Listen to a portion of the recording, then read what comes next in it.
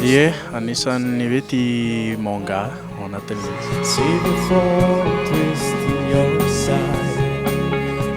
ny tiavako manga dia be dia be ngamba ny ataoko hoe aventure ao anatin'le izy na dia hoe misy lava be ary le hoe saison misy fohy ataoko hoe sady ataoko hoe passe-temps ihany no rehefa tsisitsisy atao iny ao an-trano dia mba mijery an'le izy sady mba mahafinaritra mijery azy ohatran'ny hoe dessin animé rehetrarehetra ihany mahafinaritra jiaby.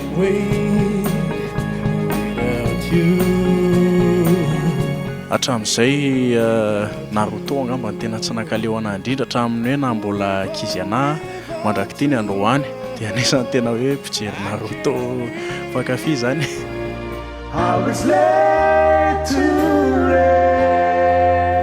Nijereko farany zao One Piece tao an-trano. Vao afaky maly aho zao no nijery satria be dia be koa ny hoe amin'ny lafiny mozika tsy maintsy hoe atao dia lasa any amin'ilay fotoana le somary repos kely no mijery azy.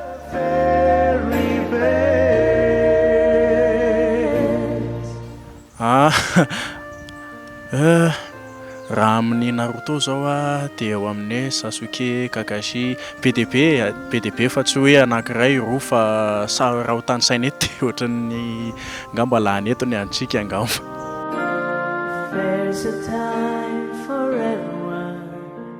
Ny manga efa hitako anaky 7 enina eo angamba fa mety hoe sendra ny hitako ngamba ny sasany fa ny tena narahako ngamba dia izay voalohan'izay dia Dragon Ball Z dia One Piece dia Attaque des Titans ngamba zay.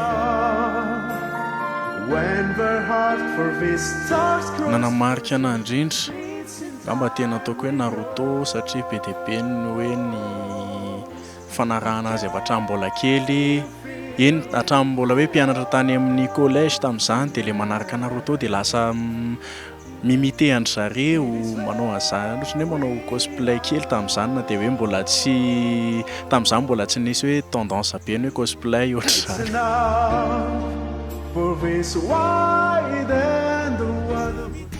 Cousinko dia zandriko fa ny tena hoe tena pakafy be ngamba dia cousinko izay kopatanana amin'ny fiderana any.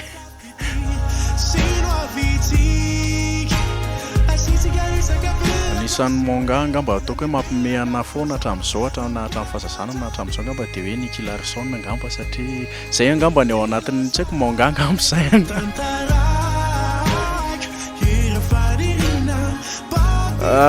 Sarotra be mamaly an'izany satria samy manana ny hanitra ho azy zareo. Misy fotoana mijery manga rehefa hoe samizay hoe samy cousin ohatr'izany samy mifampiresaka eo dia misy fotoana misy an'izandro keliko indray dia fampijery hoe mijery Disney indray ohatra hoe mijereko farany izao le Encanto, La Fantastique Famille de Madrigal dia ohatr'izany.